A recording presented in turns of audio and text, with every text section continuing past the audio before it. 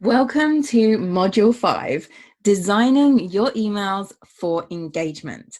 So now we've gone through all of our other 4 modules and we've looked at where you want to go with your emails, the data you need to get there, how you're then going to use your data in different ways to segment, personalize, and trigger your campaigns.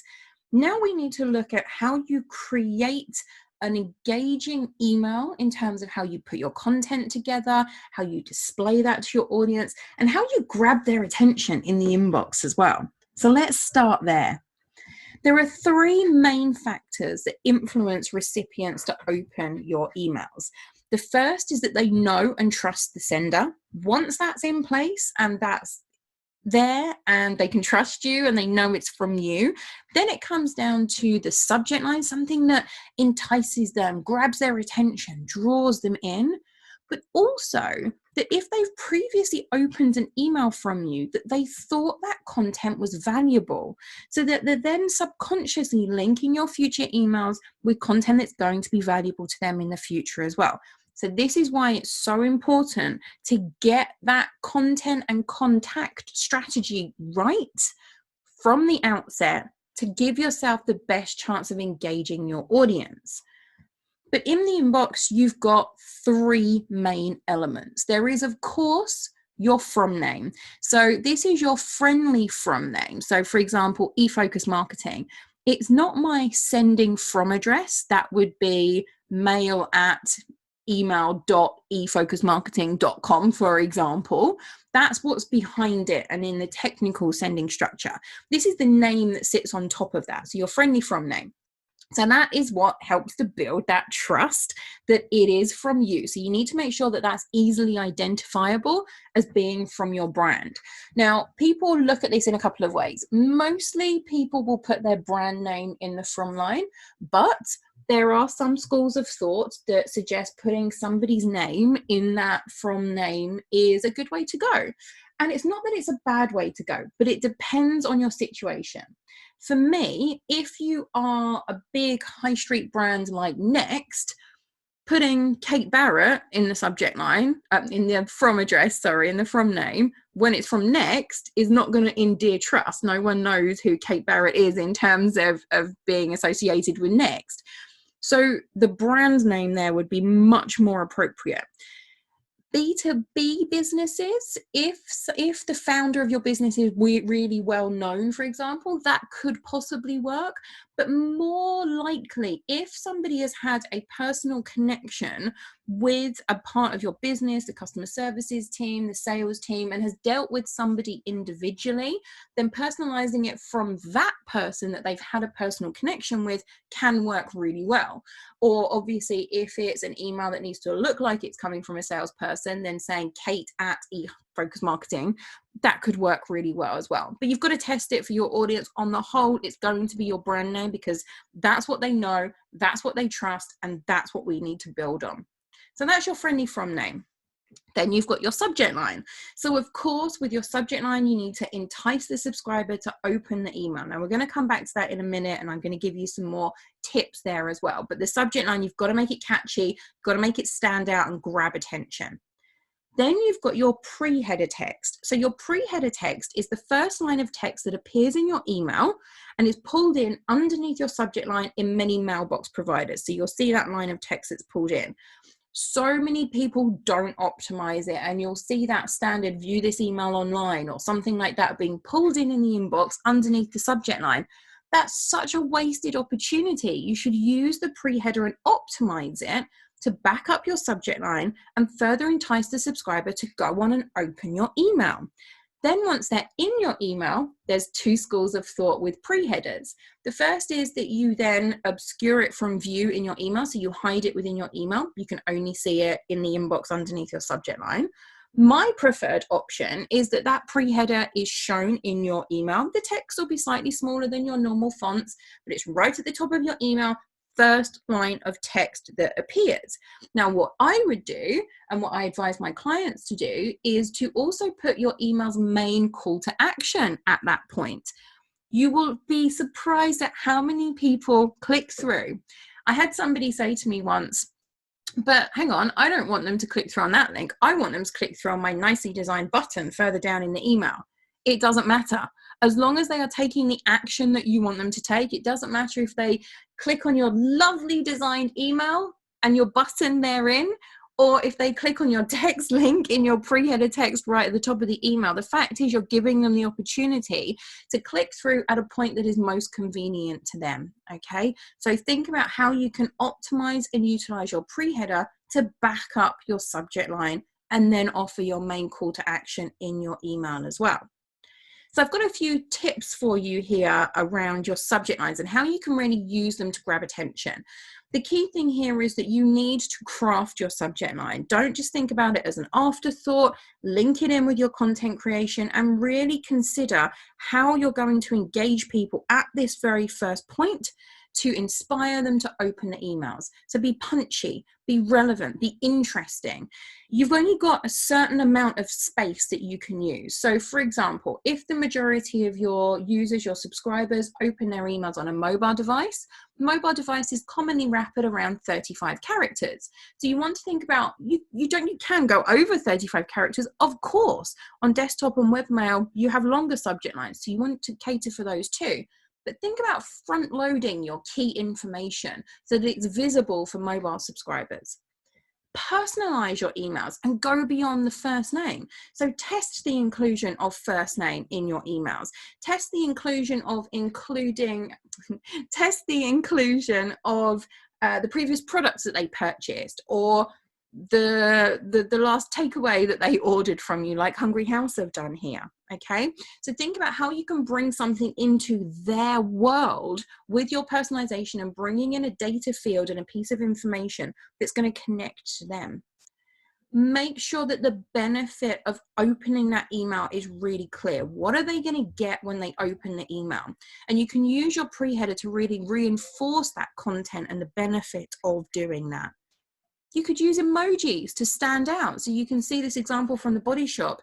In amongst the emails above and below it, those hearts in there really does help it to stand out in the inbox and grab your attention with your eye on it, draw your eye to it.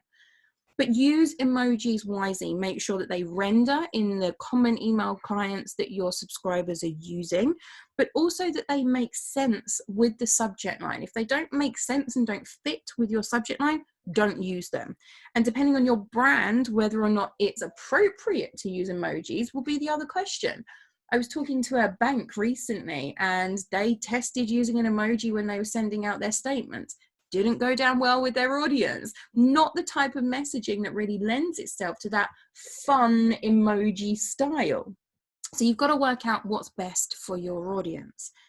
Now, when it comes to subject lines, they're the same as headlines on blog posts, headlines in your email. You've got to craft them like a newspaper headline. You want to stand out, and there are lots and lots of different techniques that you can use. So I just want to give you some examples of a few of those.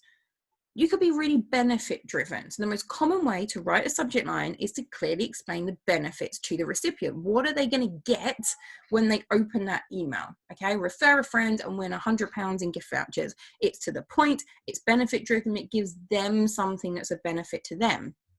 You could be plain and avert. So be really exact about what the email is about in really plain language. It doesn't have to be shorter than 40 characters, certainly not. It can absolutely be longer than that. You could have 2 sections to your subject line. You need to test length as one of the things to see what your audience and different segments of your audience respond to. But something really simple, this is what you're going to get.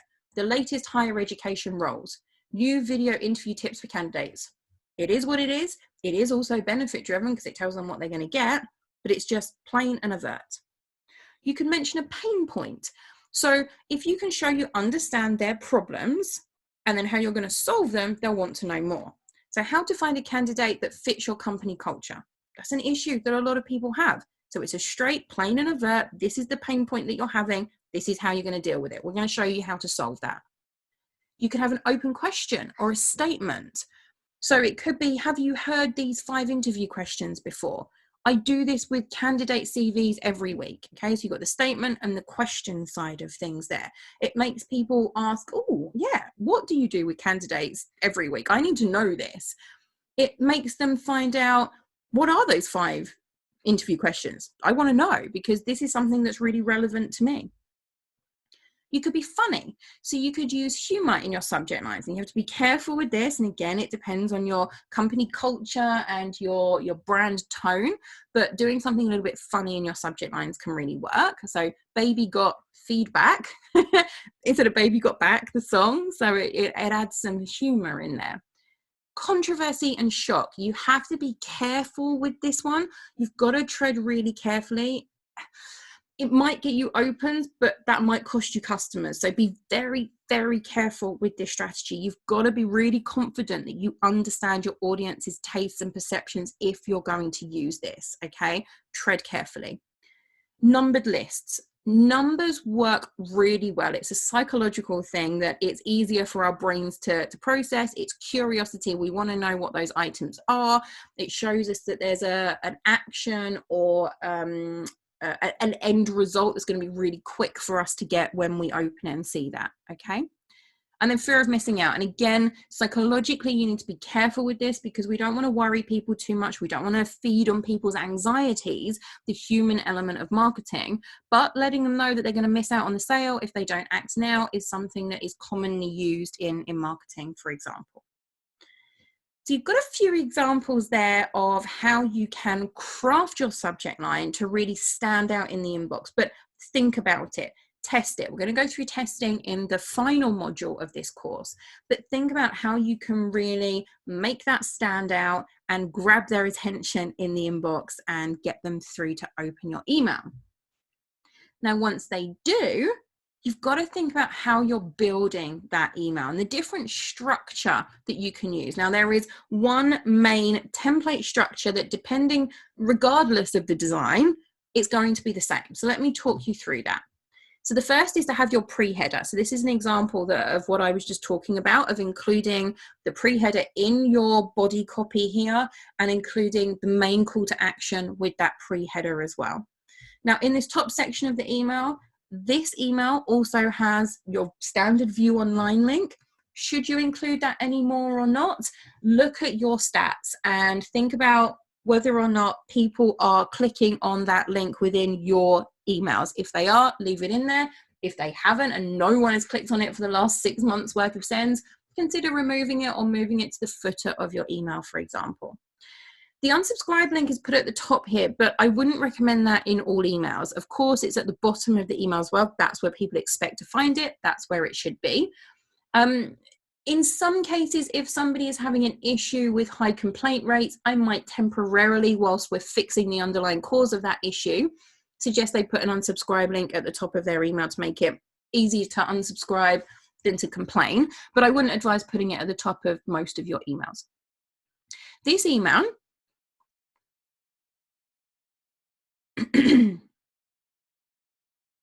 also includes an add to address book prompt at the top of their email. Now, this is a great thing to include in your welcome emails, to include in the footer of all of your emails, and that is in the footer of this email as well. They've chosen to put it in the header as well, but you don't have to do that. Very few people will complete the action, but it's a really positive engagement metric for the receiving email clients. So it is well worth prompting people to still do that. Unfortunately, there's no one-click way to do it. So I would also suggest that you include a link to a page that shows people how to do it in the most common email clients, and make sure obviously you tell them what domain to add to your address book as well.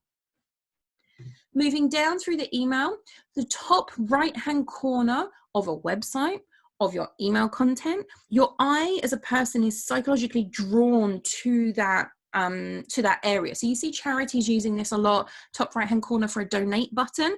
It works the same in emails. So call out a key piece of information, use it for your main call to action, utilize that top right-hand corner in your design as well. And then we start with our branding. Now, branding is so much more than just your logo, but having your logo in your email and clearly laying out from the top who you are, again, adds to that trust element. But your tone of voice, the font that you use, the colors that you use, the imagery that you use, all add in to your branding. Then we move down to your top navigation menu. Now, this is great that if somebody hasn't found something in your email that they like, to help them to continue moving through the process with your brand and continue to explore what you have to offer. So calling out some of the key areas of your website in that navigation menu.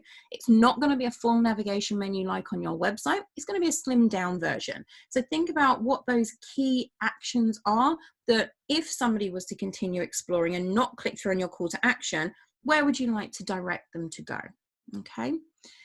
Then as we move down, we start to look at the preview pane area. Now, there isn't a standard drop for a preview pane area because some people look at it in horizontal, some people look at it in vertical view, and it's different on different screens and in different email clients. But this is the top section of your email that shows if somebody doesn't open the email fully to view the whole thing. They just see the preview window of it. So in this section, you want to make sure that without even scrolling down, your main message, your main call to action, your trust in your branding all comes through so that they can act on what you want them to do straight away without scrolling even. So it's a really important area that you want to lock into and make sure that you've really optimized and captured attention.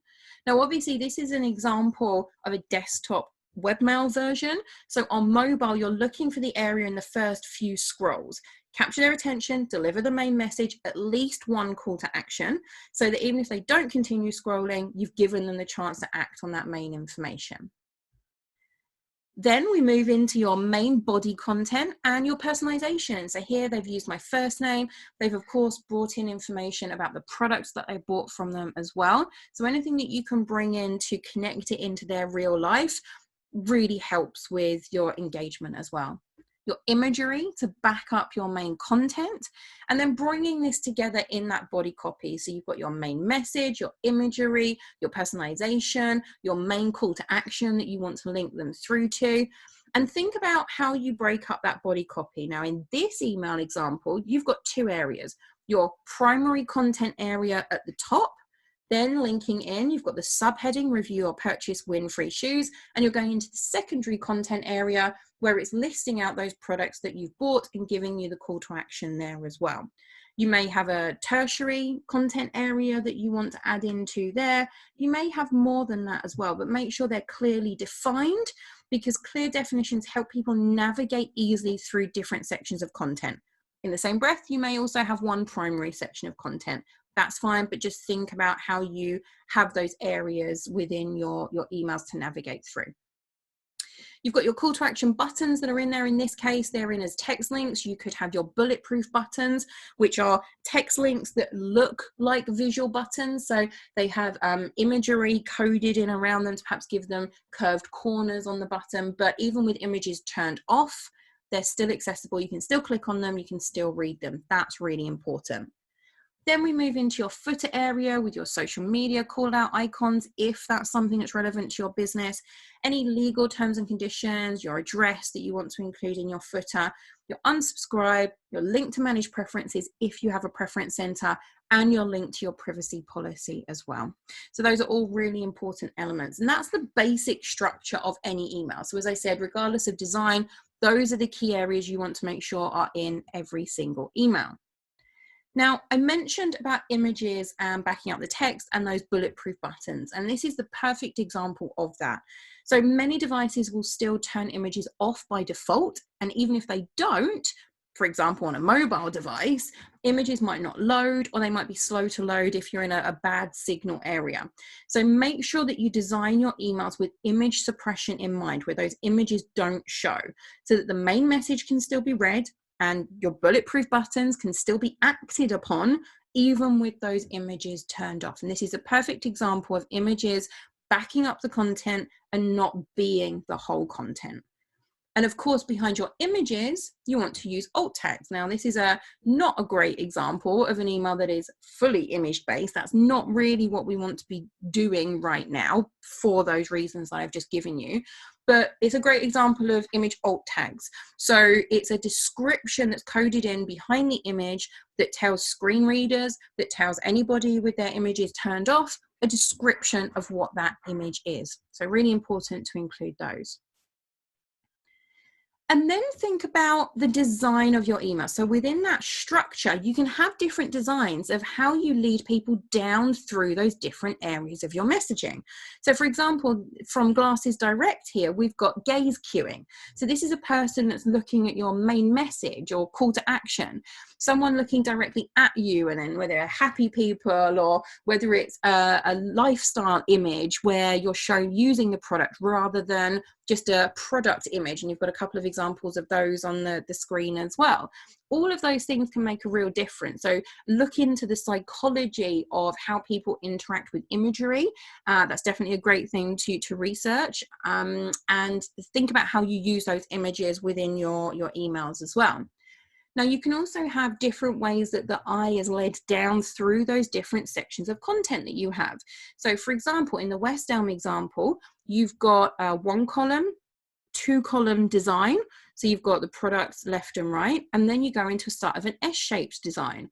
The example from Moda Impelle on the right-hand side has a really extreme, now this is image-based and we don't obviously advise with image-based, but it's a really great example of an extreme S-shaped, one side to the other type design. So the S shape leads you down. So it commonly has an image on one side, text on the other side, and leads you in the opposite direction in each section that you move down.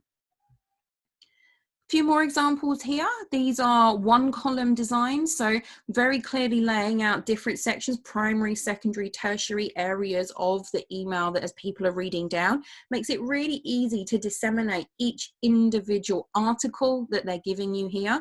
You've got a clear headline or subheading. You've got the main body copy that describes what it is. You've got an image that backs that up. And then you've got a call to action on each and every one. So this is great for articles or driving people through to individual elements. On the right of your screen, another example of an S-shaped design. You see how you go from one side to the other. Then that links down into, so it goes from a 1-column to an S-shaped to a 2-column, back to a 1-column. So you've got different design concepts that you can use here. That example on the right and the one in the middle also very cleverly use visual cues to draw you down. So the one on the right has the big arrow taking you from that top headline and call to action through into your content. And the one in the middle has the 3 little arrows that take you from the primary content into the secondary content. Very clever using visual cues there. So think about how you can make your emails really easy to navigate, easy to read, use white space, draw people down in each and every section. And these again are great examples of doing that and using an inverted triangle. I'm going to show you this a little bit later, but you're drawing people from your headline to a main description to a call to action. And you can see that repeated in every single section of these emails. So very cleverly done there. But you can see just with the same design concepts, how you can actually come up with very different looking emails and make your content stand out. One of the things you might want to think about doing in your design is starting to use some interactive emails. So creating interactive email experiences is becoming more and more prominent in the emails that we see sent. And it's something that is going to help to engage your audience as well and take them through content in different ways that they've never done before. But because of that, we have to be careful with how we're doing it and make sure they understand how to navigate through that content. So the example on your screen is a really nice, simple one. It's an animated image, which now works in most email clients. There are still some that animations don't work in some versions of Outlook, although some do now work in some versions of Outlook. But make sure if you're using an animated image that it's not too fast so that you're not triggering any photosensitivity or anything with speed there. Make sure that you've got a static first frame, that if they don't load as animation, that static first frame still makes sense in the email and the main information you want to get across is there. And use it to back up your content. So this is great because it's showing how the different items of clothing layer up to keep somebody nice and warm as well. So some more examples of interactivity. So the Costa cup filling up, this is another animated image. It illustrates the points that they've got. Now, just kind of for your information, this was at the bottom of an email. This was in a footer. It wasn't the whole email. It was just a small element of it in the footer area to encourage people to keep coming back to buy. A really clever, subtle use of an animation there. Delta Airlines using a couple of different things here. They're using a live weather forecast, so dynamic real-time content to put the weather for your location or where you're traveling to in this case into that email, and a countdown timer as well. Again, be careful because we don't want to prey too much on that human element of that urgency and anxiety and things like that. We don't want to go down that route, but letting people know how long there is until a deal's gone can work really well in terms of engagement as well. And then I've got two examples of in-email polls. So you click on the link to vote and then that is recorded, and you can use these in different ways. We spoke about these in the earlier module in terms of using them to gather information and update known data, for example. But in these examples, you've got two. You've got Expedia with did you have a good flight, happy and sad, and then from Argos at the bottom. Now, just a word of caution here. So the is this email too long in email poll was shown at the bottom of a very long email. So people reaching it probably thought the email was okay because they'd got to that point. But for those who'd already dropped off and thought the email was too long, they'd already gone and didn't see that poll. So be careful of very subjective wording when you're using these types of things in your email, same as with your surveys as well. Some more interactivity for you. So in some cases, you can now use video in email. So in some of the latest iOS for iPhone, it will automatically play a video in your email. But in most cases, it still doesn't work. So you want to have a static image there or even an animated GIF that leads people through to then watch the full video or makes it seem like they're watching a video as well. And then click through to a landing page to watch the full version if they can't watch it right there in their email, but that is available in some cases. Using a hamburger menu on mobile, so if you've got that navigation bar at the top, condensing it down into a hamburger menu like the example that you can see on your screen, that people can drop down and see that full menu to then navigate to other areas of your website.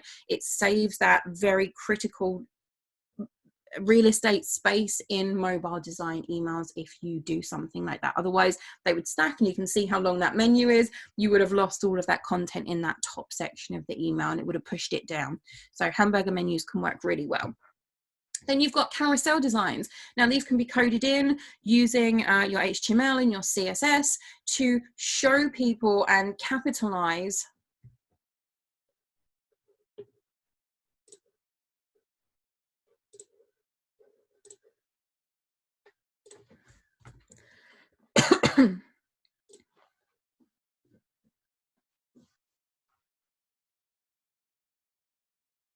to show people and capitalize on being able to move through different pieces of content right there in the email. So the fallback, if this doesn't work, would show those contents stacked on top of each other, and you'd be able to then navigate through those as you go down the email. They'd just be in as standard content. But if you can use that carousel to let them flick through it without having to scroll down, this is a really cool way of allowing people more of a website experience in your emails. And this is where AMP for email is coming in as well. So this is coded in just using the CSS and coding in the carousel. But AMP that is available in Gmail, is in Microsoft Outlook in beta at the time that we're recording this, and is just about to come into Yahoo as well, I believe, allows you to create mini website experiences that go above and beyond even the examples that I'm showing you here. So if you're interested in interactive email, it's well worth looking at AMP.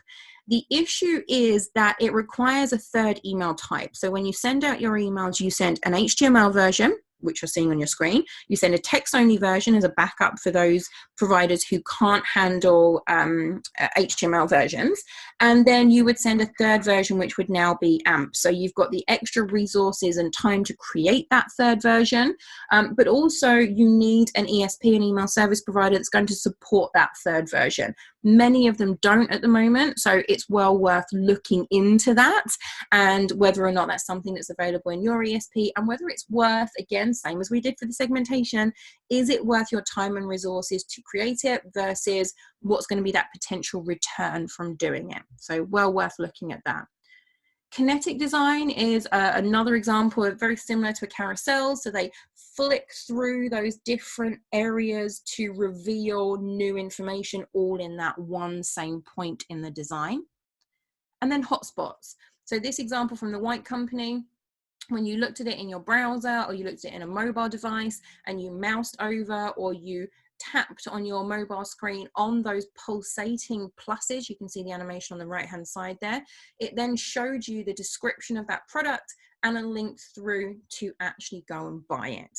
So there's lots of different interactive elements that you could consider doing, but think about how they link in with your objectives. What is it that you're trying to achieve, and how can interactive email design help you to make it easier, more engaging, a better way, a more fun way for your subscribers to reach your end goal with them. So think about that.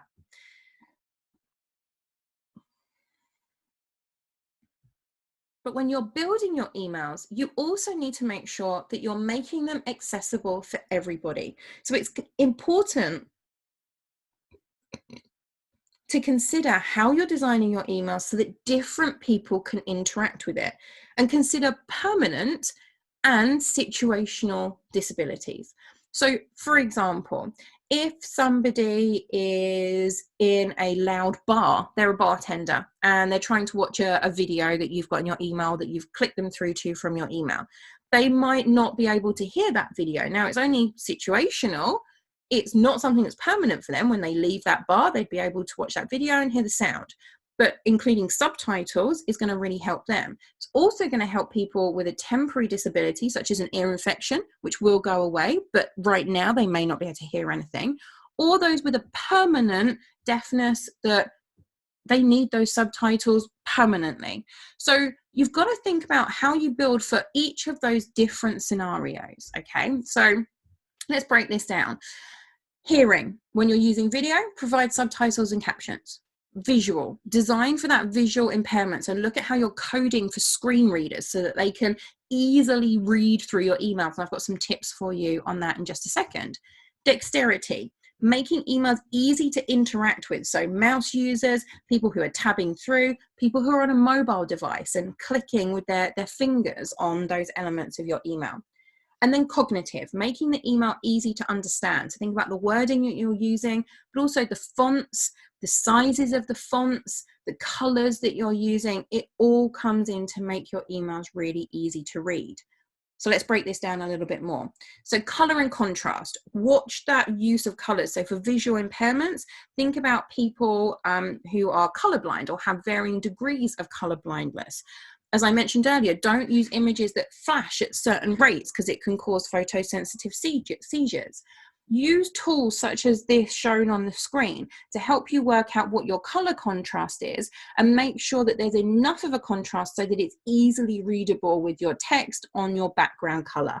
So if you're using call to action buttons, if you're using just copy that's on a background color, make sure that it stands out enough for people to be able to easily read it in all cases. Also, you need to design with good image to text ratio. Now, this is important for screen readers. It's important for if those images are disabled and turned off in different environments, but not just for screen readers to be able to read through that content and for someone to be able to understand your message, but also consider the way that technology is progressing. So if we're using Alexa, if we're using Siri and asking them to read our emails for us, we have to make sure that those emails are readable by the technology. So we have to be ready for that technology to progress as well. So accessibility in email works for everyone. Think about how you're coding your email specifically. So for screen readers, for example, use those semantic elements. So your P tags and your H tags to disseminate what different pieces of content are within your emails. Making sure that on all of your presentational tables, you've got the role equals presentation element to your coding. So that helps screen readers understand the difference between table elements that hold content and those that are purely for design. So it avoids forcing a screen reader to read each cell of your table one at a time, and helps subscribers get straight to the important content. Utilize alt tags on your images. We've already talked about that. Or use a null alt attribute if the image doesn't need to be read by a screen reader or doesn't present anything that you want people to know additional information about in that circumstance. So think about how you're coding your emails, and not just in that way, but how you build your copy in. So make sure that it's at least 14 pixels in font size, so it's big enough to read. Make sure you're spacing out that content, so at least 4 pixels more than your font size is where you want to be with your line height, so at least 18 pixels in line height. So it's nicely spaced out. Don't use justified copy. So the inconsistent word spacing can make it really hard to read. It's much easier to read if it's left aligned, for example. Choose a typeface that's easy to read, so it's evenly spaced out, it's not too condensed, it's not really tight together and fancy scroll writing that is very hard for people to disseminate and read. And think about how this moves into your call to action buttons as well. And we're going to talk about those in a little bit more detail in just a moment and give you some tips there. But make sure that your links are clickable or tappable, your bulletproof buttons. Make sure that there's enough white space around that button so that people can click on it or tap it, and that it's large enough to do that. And there's some guidelines on the screen there from Apple in terms of sizing. Don't use click here. I mean, this is a pretty standard thing. We shouldn't be using click here anymore. We want to be more benefit driven, more action driven. So see more shoes is much less ambiguous than click here. We want to be really obvious. So if that's somebody who's on a screen reader, to let them know exactly what they need to do, but just generally in terms of encouraging people to click on our calls to action, be really descriptive. So all of these rules work not just in terms of permanent, temporary, or situational disabilities, but also to make sure that people on different devices can easily interact with our emails. Good email design helps everyone to interact with it, and it's well worth spending some time to make sure that you've covered all those elements. A key element other than the design of your emails is the content that you include in it. So I want to just touch on how you can write your emails to make sure that they're really engaging. So there's 3 key written elements of your email. Now this goes for your sign-up forms as well. It's exactly the same formula. An attention-grabbing headline. Now you can have this as one section of content in your email, or like we saw in those design examples earlier, different sections that build up as you move through the content and repeat that same pattern. So the attention grabbing headline, bridging that gap between your subject line and your key message and offer, drawing them in, capturing their interest to keep them reading. Your key message, making sure it's really succinct and impactful, and again, captures their attention, draws them in, makes them think, what's in it for me, and delivers that very quickly and easy to read in the content. And your main call to action, how do you guide the subscriber down to take that action, make it benefit driven and enticing for them to click on it? So I like to use the acronym of your copywriting picture. So let me walk you through this. You're creating your copywriting picture with your words. The first is persuasion tactics. So within your copy, creating a connection with your subscriber and really appealing to them on that emotional level so you can drive them through to take your desired action. Now, Robert Cialdini has a great book and website that really goes into these persuasion tactics in a lot more detail. So I highly recommend that you look at that if you are interested in these psychological elements to use in your content to help encourage people to take action. But to give you just a quick summary of them: reciprocity, exchanging something with someone else for mutual benefit. So this works really well on sign-up forms, for example, where you're exchanging an additional incentive or telling them what the key benefits are of subscribing in return for their email address.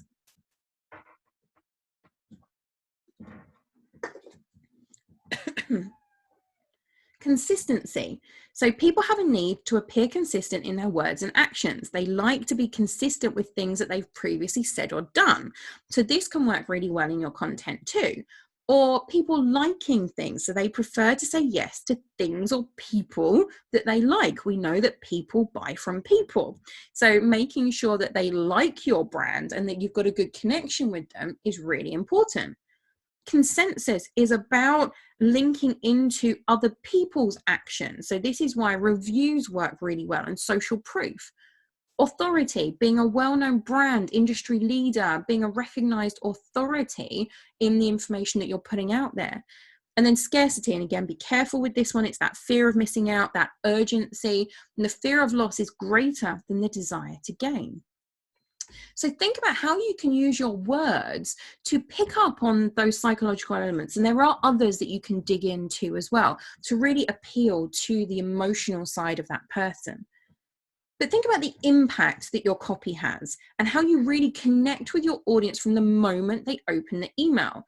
So your typography, the size of it, the colors that you use, the fonts that you use, how you lay out your headings and subheadings, the way that you display your body copy. So breaking it down into short paragraphs, highlighting in bold or in a different color, keywords and phrases, including text links so people can easily navigate to that action that you want them to take. Optimizing the beginning of the email, same as with a newspaper, and I'm going to go through this in a bit more detail in a minute and show you an example, but grab their attention straight from the beginning of your content. Always make sure you do your pre-send testing, and in the final module of this course, we're going to have a quick look at pre-send testing and your QA process, what you need to look at there, but making sure everything in your email is correct before it goes out. Teasing the information. Your email should be like that shop window, offering just enough to capture their interest and encourage them through to take that action and move through onto your website. Too much information, too many options in your email can lead to confusion and overwhelm. This is where interactive email helps to break down that content as well when you're moving into that more advanced type of email design. Understanding your audience and making sure that you're writing for your target market, write in words that connect with them, focus on benefits, not features, use words that they've given you, your tone of voice, all of those elements come together in your copy. Reiterate your main message. So throughout your copy, as well as repeating your call to action, make sure that you've got that main message, that they know what it is that you want them to do, and lead them through. Diluting your message with lots of different actions, different pieces of information is going to lead to confusion. So one clear message in your email is the best way to go. And make them easy to read. Get that key message across briefly, simply make it skimmable. Don't use words that are difficult or technical jargon, and keep it really to the point. People skim read emails, they don't read them. And that's why your typography is so important. So think about how you can utilize a bigger copy for headlines versus subheadings versus your body copy and your call to action. Your call to action will usually be somewhere in between your headline or your subheadings and your body copy in terms of size. Draw the reader down using your typography, down using your messaging to pull them to that key point that you want to take them to. And that's where we can learn from online journalism in terms of how we build the structure of individual sections of our email or the main message that drives through the email. Take them through from the main facts to a little bit more detail and a little bit more detail. But bear in mind that as they go down through the email, they could stop reading at any time. So like your subject lines, front load the most important information, okay? Think about how you get that most important message across and the information they need to know at the top, draw them in, and then keep them coming through. Again, this is where your typography helps. Using subheadings to break up your copy and draw the eye to words that are in bold really helps. Now, I mentioned the inverted triangle a little bit earlier, and this is how you draw your eye through those sections of your content, from your headline or subheadings through the main essential information that they need to know and the call to action. And you can see this happening repeated throughout the examples I gave you earlier and also the one on the screen. So I've imposed the inverted triangles onto this piece of content here. It draws you down through each section and leads you to a clear and easily actionable call to action button. And that's really key. Making sure that your call to action is easily visible in your emails and that you keep drawing people down to take that action that you want them to take. So when you're creating your call to action, I want to give you some tips here. First of all, as always, determine the goal that you're trying to achieve. Do you want to increase subscriptions, boost sales, move them to another piece of content? What do you want them to do and how is best to do it? Now, we can use psychology again in the wording that we use in our call to action buttons. So let me give you a few examples here. Your call to action is one of the most important parts of your email, of your sign up forms, of just drawing people through to take your action. And without them, your subscribers or your site visitors wouldn't know what to do when they looked at a page. The overall conversion rate of any website would be pretty much zero because no one would know what to do. It's not taking them to the next stage. This is why they're so effective. They're part of that human psyche. We need to know what to do next. What's the next page? Okay, so whenever we see an email or we go onto a website, we're thinking about what is that next action that needs to be taken. And this is happening subconsciously. They want something on the page that's going to satisfy them on that psychological level. And there are four main parts to the psychology behind your calls to action. So the first is anticipation. It's about building up to that knowledge. They're waiting for something to happen. So using agreeable language. Now, that doesn't mean pander to your audience. It just means something that you know your demographic, your audience will accept in your wording. Make it a really nice, comfortable design scheme and a positively worded call to action. So this example on the screen is a really great one here. The general writing is almost exclusively positive. It's pleasant to read, if not a little bit inspirational, makes you feel positive. And you're reading it looking for that call to action. And that call to action is, yes, let's start the free course. A very positive, agreeable call to action. Setting expectations. So where you have anticipation, you have expectation, and satisfying them by actually giving them a call to action. Not just simple text. Think about being really benefit driven as to what's going to happen next. The audience expects a punchline at the end of the joke. That's exactly what we're talking about here, a resolution at the end of the story. They expect a call to action at the end of your email, repeated throughout your email as well, okay? So satisfying expectations makes the anticipation worthwhile. So you can do this with big buttons in a strong color scheme that really makes it pop from the rest of your email and stand out. So anticipation, expectation, and then reward. So this is one of the most basic functions of the human brain. It's the most satisfying experiences for a person. It's also a huge part of motivating people to do pretty much anything, including their jobs, giving them a reward for it. But reward can be a lot more intense with buttons. Buttons are rewarding in themselves. Clicking on those buttons are rewarding. You can push them and get something that you want. That's what your call to action is doing. So use simple, practical statements. Get, start, discover. Use that rewarding language. Provide a sense of excitement that's going to draw them towards that benefit-driven promise. And focus on the user. Okay, so second person language works really well for addressing your readers in the text.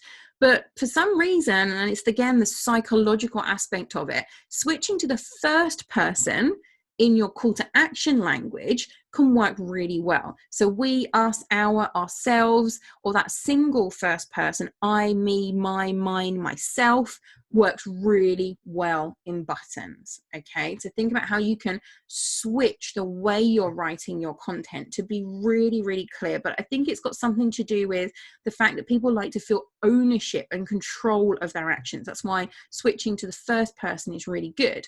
So even if the call to action is obviously your suggestion, people want to feel like it's their decision to click it.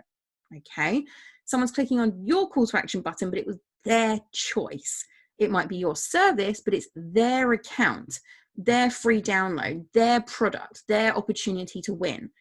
The product belongs to you, but the decision belongs to that user. So focus on them, what's in it for them, and bring it into their world. A couple of other techniques that you can use: verbs and subjects. Now, I was always awful at remembering all of this in terms of my English lessons at school. So we've got the example on the screen for you if you're not sure either, but we read from left to right. Verbs and subjects help us to quickly get the main meaning of a sentence. If you don't include a verb, you're not prompting the reader to take action. Okay, so think about the way that you're building those call to action sentences. This could also work with your headlines, your subject lines. You can use this across them, but particularly for your calls to action.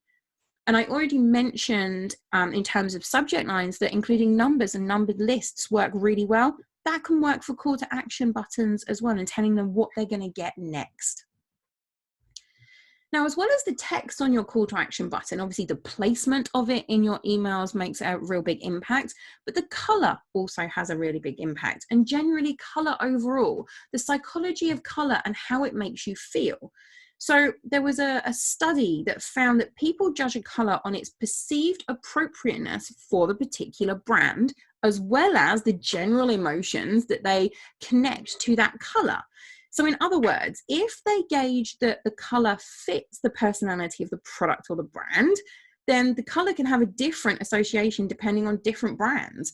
So green, for example, it can denote environmental friendliness for one brand, whereas for another, it can denote modernity and trustworthiness. So there's different ways that colors can be used depending on the perception of your brand. So there's no right color to choose. It's about the energy that that color evokes and how it works with your brand. So look at the colors that are in your brand guidelines and think about what might work best for your call to action buttons. So in this analysis from Really Good Emails, there was a clear winner when it came to a color that was most often used for call to action buttons, a blue color. But you've got to think about how that works with your brand colors, how it works with standing out against your content within your email. That's not necessarily the right color for you. And I really recommend that you test what works best for your business.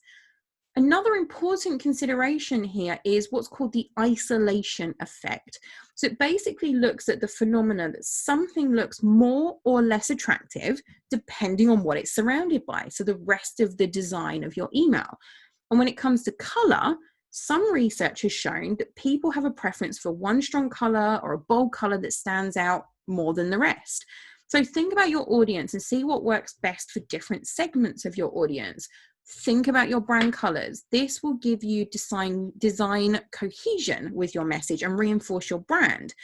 But you can match that email and your color scheme and your call to action button, or you can do completely the opposite and use an opposite color on the color wheel, something that's going to stand out and make it pop, something that doesn't just fit in with everything else that you're doing and really stands out on the page. So think about opposites on the color wheel. That can really work as well. But the same as your subject line, you've got to craft your call to action. Think about the best call to action phrases. They're usually brief, they use strong verbs, they speak directly to the user. Make it really large, make it stand out, make it easy to read, make sure there's white space around the button. Use those bulletproof buttons. The example from De Beers, for example, the call to action was created in a color that complements the email design, but it stands out. And you've got the same with the other example there on the right-hand side from your screen as well. Something that pops and stands out away from the rest of the content. Okay, so the one on the example from Glossier, their main color in the email is a pale pink. So that really electric blue stands out. It's that isolation effect that we were talking about earlier. So experiment, test, see what works best for your audience and different sections of your audience, depending on your overall email design. So in summary, think about optimizing your inbox elements. Start there.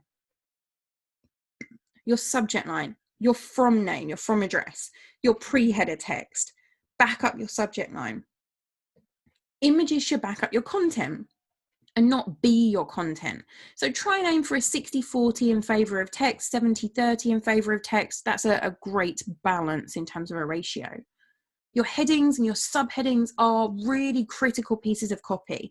Your first 2 to 3 words are important. Your first 2 lines in a paragraph grab people's attention. White space is your friend. Make sure that you space out your content so it's really easy to read. And think about your content hierarchy and sub-hierarchy, your primary, secondary, tertiary pieces of content, including that inverted triangle to draw the eye down and have your heading, your main copy, your call to action. But don't overwhelm people with lots of different options. Keep your main call to action really clear within your email. Repeat that call to action throughout your email and make sure it's clear and accessible. And have those clearly defined content sections that are easy to read in your content hierarchy. Bring in personalization where you can to better connect with your audience and where it's appropriate. And think about your tone of voice. Think about the wording that you use and how you display that within your emails. And optimize for those mobile devices, but also your permanent, temporary, and situational disabilities. And think about your accessibility and how you draw your design, draw your eye down to keep people moving through your content and ultimately take your action. And don't forget, this doesn't just stop at the email. It continues on to your landing pages, the design of your landing pages, making sure that where you're driving people to from your emails makes sense to push them through and continue that journey. So that's it for this module. We're going to move on to module 6 and our final module for this course. But I hope that's given you lots of ideas and inspiration on how you can optimize your content, engage your audience with all of that amazing personalized, segmented, and triggered content that you've got, but display it in a way that really encourages action.